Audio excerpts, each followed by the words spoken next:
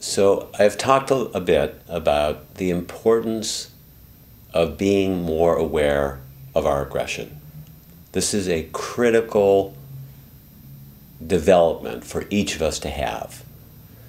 And as we become more aware of the ways that we uniquely are aggressive, the next step in really developing is learning how to contain it in a way that isn't going to be destructive to ourselves and isn't going to be destructive to those around us.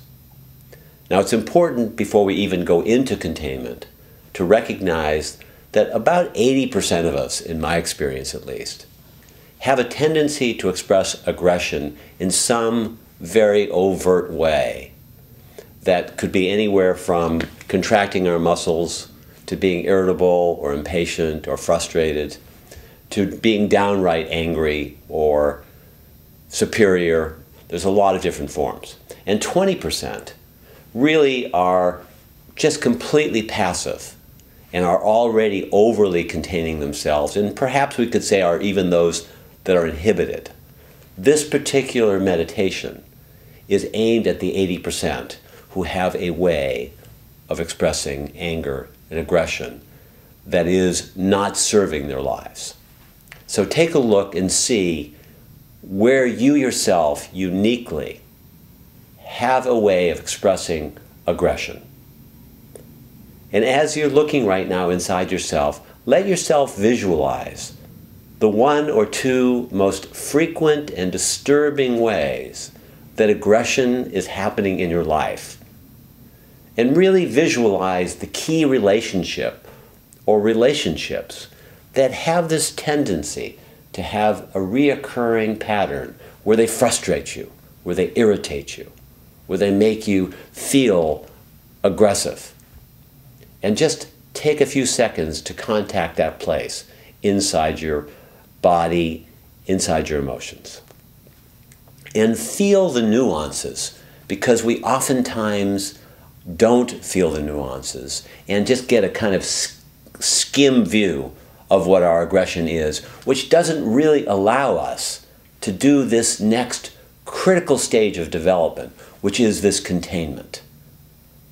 And what I'd like you to visualize is just this wide open arms or some kind of a protective container that your anger gets to be in, where it's a safe place. It's like a padded cell where you get to be outrageous, you get to express whatever it is that you're frustrated towards, whatever it is you're impatient towards, whatever you're irritated towards, and it's completely being viewed while you're containing it as a positive. It's very, very important that you realize that when you're in this safe container and you're not just dumping this towards the people that you normally would, or not just subtly just contracting in a relatively more sneaky way, expressing it, but instead you're dignifying it by animating it, by dramatizing it in this safe container, that you are then developing a much deeper, aware, contained relationship with your anger.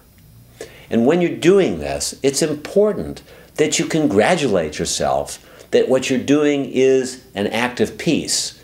Because normally, what happens is you're leaking all over the place.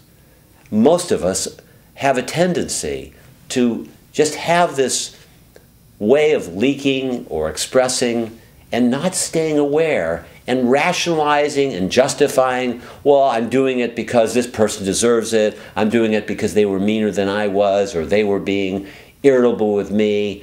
And we generally don't have this capacity to create this, what I would call a sacred containment. So right now, visualize yourself being as frustrated, as impatient, as irritated as possible. If anything, be more outrageous, be more permissive. And again, keep staying aware that you're in a safe circumstance. So now's the time to fully let yourself feel this part of yourself. And in doing this, recognizing that you're taking a very key step towards being peaceful, towards ultimately developing the capacity to be strong, in a real sense of strong, not just reactively impulsive and aggressive, but actually having a chance to store this power that we could call like nuclear power.